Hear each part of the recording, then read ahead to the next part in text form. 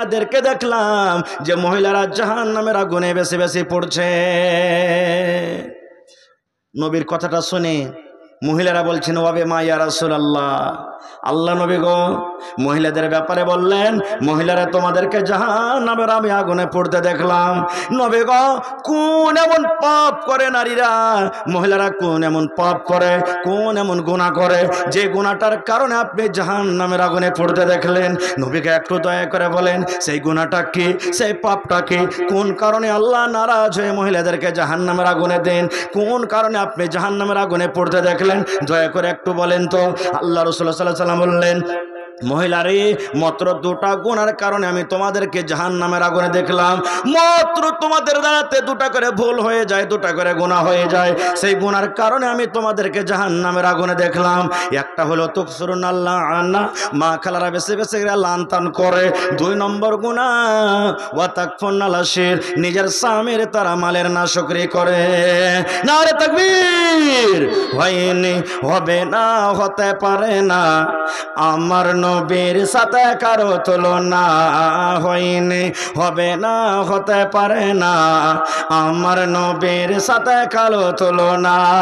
সকল নবী রাসূল ছিলেন খোদার দিওয়ানা, দো নয়নে দেখব খোদা ছিল তামান্না। আরে মোর নবীকে ডেকে নিলেন, আরে মোর নবীকে ডেকে নিলেন দেখবে রব্বানা। হয়নি, হবে না, হতে পারে না আমার নবীর সাথে কারো তুলনা, হয়নি, হবে না, হতে পারে না আমার নবীর সাথে কারো তুলনা। ইউসুফকে দেখে যারা আঙ্গুল কেটেছে তারা কে আমার নবীর রূপ দেখেছে। ইউসুফকে দেখে যারা আঙ্গুল কেটেছে তারা কি আমার নবীর রূপ দেখেছে? আরে দেখতো যদি কেটে দিত, আরে দেখতো যদি কেটে দিত কলিজাখানা। হয়নি, হবে না, হতে পারে না আমার নবীর সাথে কারো তুলনা, হয়নি, হবে না, হতে পারে না আমার নবীর সাথে কারো তুলনা। যার শানে আল্লাহ তাআলা করলেন ঘোষণা, খোলকে আজিম আমার শাহে মদিনা। যার শানে আল্লাহ তাআলা করলেন ঘোষণা, খোলকে আজিম আমার শাহে মদিনা। মুসলমান নবী ছাড়া কিছুই মানে না, মুমিনি কোরআন ছাড়া কিছুই বুঝে না। হয়নি, হবে না, হতে পারে না আমার নবীর সাথে কারো তুলনা, হয়নি, হবে না, হতে পারে না আমার নবীর সাথে কারো তুলনা। নারে তাকবীর! তো মহিলারা বলছেন ইয়া রাসূলুল্লাহ, কোন গুনার কারণে আপনি জাহান্নামের আগুনে দেখলেন? নবী একটু দয়া করে বলেন। আল্লাহ রাসূল সাল্লাল্লাহু আলাইহি ওয়াসাল্লাম বললেন, ও আল্লাহর বান্দারা তোমরা শুনে নাও, মাত্র দুটা গুনার কারণে, মাত্র দুটা পাপের কারণে আমি তোমাদেরকে জাহান্নামের আগুনে দেখলাম। 1 নম্বর গুনাহ, মায়েরা খালারা বেশি বেশি করে লানতান করে। লানতান কাকে বলে? ধরেন ছেলেরা কথা শোনে না, ছেলেরাকে বলে যে বাবারে ওই তোর আব্বা চকে বসে আছে, ডাকতো কখন বাড়িতে আসবে, কখন খাবার খাবে বা কখন কাজে যাবে। ছেলেটা যদি বলে না আমি যাব না খো, তো মা খালারা এই জায়গাতে গাইল দিবে কিভাবে জানেন? গোলামের বেটা গোলাম, তোকে হবে আমার ঘরে বলবো, তুই কবরে ঢুকে যা তুই। কিংবা ধান গম শুকাতে দিয়েছে, হঠাৎ করে পানি এলো, ঝড় এলো, মেঘ এলো, ভিজে গেল। আল্লাহ এতদিন পর্যন্ত মেঘ হয়নি, আজ ধান কটা দিয়েছি, তো এই ল্যাডের দেখো মেঘ এসে সমস্ত ধানকে ভিজিয়ে দিলে, গমকে ভিজিয়ে দিলে। এই দেখেন, এই আমার মায়েরা খালারা শোনেন, এটা হাদিসে কুদসে গামা। আল্লাহ রাসূল বলেন, আল্লাহ বলেন লা তাসাব্বুদ দাহার, খবরদার তোমরা জামানাকে গাল দিও না। আল্লাহ বলেন বান্দা বান্দি রে, আনা দাহরুন, আমি হলাম জামানা। আল্লাহ বলেন আমার বিনা আদেশে বিনা অর্ডারে গাছের একটা পাতা পর্যন্ত হিলে না। তাই তোমরা যদি মেঘকে গালি দাও আমাকে গালি দাও হলো, তোমরা যদি রোদকে গালি দাও আমাকে গালি দাও হলো, তোমরা ঠান্ডা গরমকে গালি দাও আমাকে গালি দাও হলো। খবরদার খবরদার তোমরা জামানাকে গালি দিও না। একটা পাপ, এটা মা খালারা বলেন। গুনাহ তো হয়ে যায়, কিন্তু মা খালারা বুঝতে পারে না এই পাপটার কারণে নবী আমাদেরকে জাহান্নামের আগুনে দেখেছেন। এই জিনিসটা মায়েরা খালারা বুঝতে পারে না। এ ভাই মুসলমান, এ মায়েরা খালারা, 2 নম্বরে রসুল বললেন তোমাদেরকে দেখেছি জাহান্নামের আগুনে। আর একটা কারণ হলো কি, যে তোমরা নিজের স্বামীর মালের নাশুকরি করো। কিভাবে মালের নাশুকরি হয়? ধরেন আমার কোনো ভাই ডাক বাংলা যেছে, স্ত্রী বাড়িতে, আব্দুল্লাহর বাপ কি হয়েছে? হাজি আমার জন্য একটা শাড়ি গালা নিয়ে আসিও তো। দেখো শাড়ি নেই, শাড়ি ছেড়ে গেছে, আমার জন্য একটা শাড়ি গালা নিয়ে আসিও। এবার হয়তো কাম কাজ করতে এদিক ওদিকে টাকা ফুরিয়ে গেছে বা ভুলে গেছেন, বাড়িতে এসে দেখছে তো শাড়ি নেই। এবার বলেন ওই স্ত্রীটা নিজের স্বামীর পরে রাগ করবে না, খুশি হবেন? জোরে বলেন। চুড়িওয়ালা গ্রামে এসেছে, হালেমার বাপ চুড়ি বাড়িতে নেই, এই দেখেন হাতে চুড়ি নেই, এক ডাব্বা চুড়ি গালা নিয়ে দেন না। যদি আমার ভাইরা বলেন আচ্ছা সবর করো, এখন টাকা পয়সা নাই, এই 5 দিন 10 দিন পর তোমাকে নিয়ে দিব, কি বলবেন? এই মিনসে, এই হদমা, এই কাঞ্জুস, এই কিরপেনের বাড়িতে এসে জীবনে আমি সুখ শান্তি পেলাম না। খো এ আমার মায়েরা খালারা শুনেন, এরকম ভাবে বলতে হবে না। গে মা, আপনার স্বামী আপনার জন্য রোদ বাতাসে কত কষ্ট করে কাম কাজ করে, আপনার জন্য কত রকম কষ্ট করে টাকা নিয়ে আসে, আপনাকে শাড়ি দেয়, আপনাকে ব্লাউজ দেয়, আপনাকে চুড়ি দেয়, আপনার সমস্ত দরকার পুরা করে।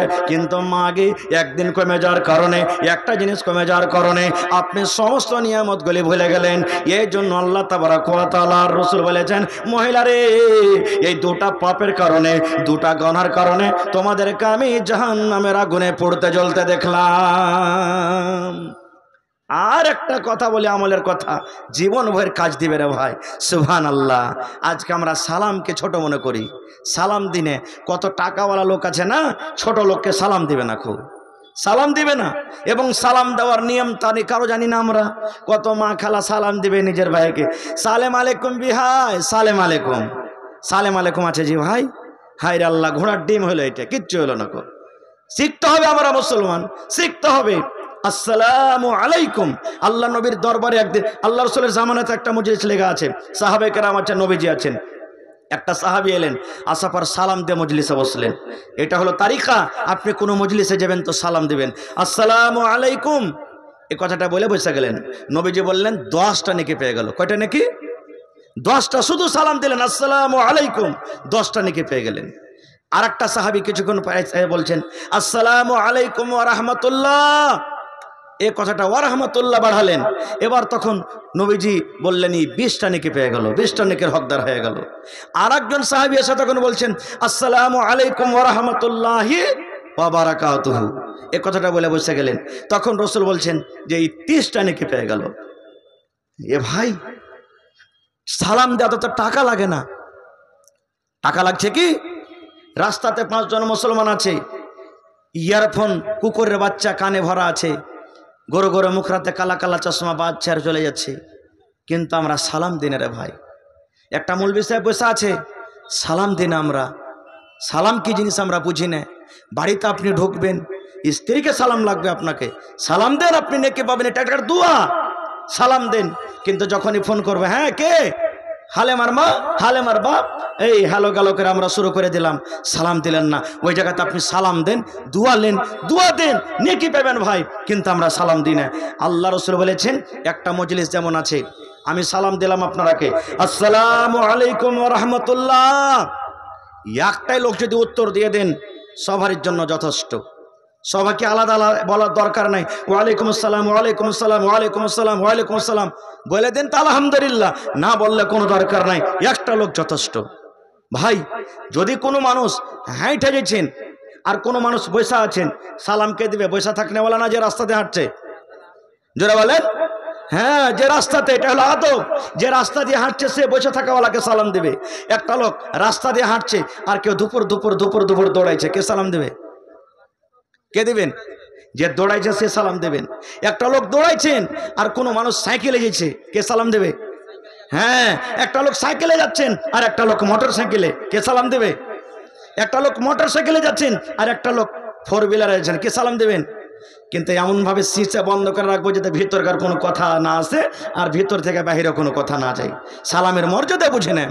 আল্লাহ রাসূল সাল্লাল্লাহু আলাইহি ওয়াসাল্লাম বলেছেন, এক মুসলমান আর এক মুসলমান পরে 6টা হক আছে, 6টার মধ্যে একটা হক রাসূল বলেছেন, ইজা লাকিতাহু ফাসাল্লিম আলাইহি, যখন কোনো মুসলমানের সাথে তোমার দেখা হবে, মুসলমান তোমার গ্রামের হোক কিংবা না হোক, ওকে চিনতে পারো বা নাই পারো, ওর নাম কি তুমি জানো বা নাই জানো, কিন্তু তুমি চিনেছো যে এই লোকটা মুসলমান, তাকে প্রথমে তুমি সালাম দাও, প্রথমে সালাম দাও। এটা রাসূল হাদিস। আর একটা খুব সুন্দর দোয়া শিখে যায় ভাইরে, যেটা আমাদের জন্য খুব জরুরি, খুব দরকার। কি? আল্লাহ রাসূল সাল্লাল্লাহু আলাইহি ওয়াসাল্লাম বলেছেন, উম্মত, যখন তুমি স্ত্রীর সাথে মিলন করবে, বিবির সাথে যখন তুমি মিলন করবে, মিলন করার টাইমে, মিলন করার সময়তে রাসূল বলেছেন একটা তোমাকে দোয়া পড়তে হবে রে উম্মত, তোমাকে একটা দোয়া পড়তে হবে। ওই দোয়া পড়ার পর তুমি স্ত্রীর সাথে মিলন করো, সহবাস করো, বলবেন মাওলানা দোয়াটা কি? রাসূল বলেছেন, বিসমিল্লাহি আল্লাহুম্মা জান্নিবনা শাইতান ওয়া জান্নিবিশ শাইতান মা রাযাকতানা, বিসমিল্লাহি আল্লাহুম্মা জান্নিবনা শাইতান ওয়া জান্নিবিশ শাইতান মা রাযাকতানা। এটা রাসূলের হাদিস, শরীয়তের কথা বলছি, এই জন্য লজ্জা করতে গেলে আপনি জানতে পারবেন না। খুব ভাইরা আমার, তাহলে আমার সময় শেষ হয়ে গেছে, এই হাদিসটা আমি বলে শেষ করে দেব। এবার আপনাকে একটা প্রশ্ন করি, এই মজলিসের মধ্যে কোনো লোক 50 বছর হয়ে গেল বিয়ে হওয়া, কোনো ভাইয়ের 10 বছর হয়ে গেল, কোনো ভাইয়ের 15 বছর হয়ে গেল, কেউ তো 5টা ছেলের বাবা, কেউ তো 2টা ছেলের বাবা, কিন্তু জীবনে একদিনও দোয়া পড়েনি, দোয়া জানে না। এরকম লোক আছে না নেই? একদিনও দোয়া পড়েনি, জানে না, তো পড়বে কি? বলবেন, হাজি মাওলানা বিনা দোয়াতে তো স্ত্রীর কাছে গেছি, আজ 5টা ছেলের বাপ হয়ে গেছি, তাহলে কি কোনো গুনাহ হবে, ক্ষতি হবে? শুধু ক্ষতিটা দেখেন, আজকে আমরা মুসলমান দুনিয়াদারি সব কিছু করতে পারবো, কিন্তু ছোট সামান্য ছোট মনে করে আর এতে গুনাহ হবে কি হবে না, বা লজ্জা মনে করে কোনো লোককে আমরা জিজ্ঞাসা করি না।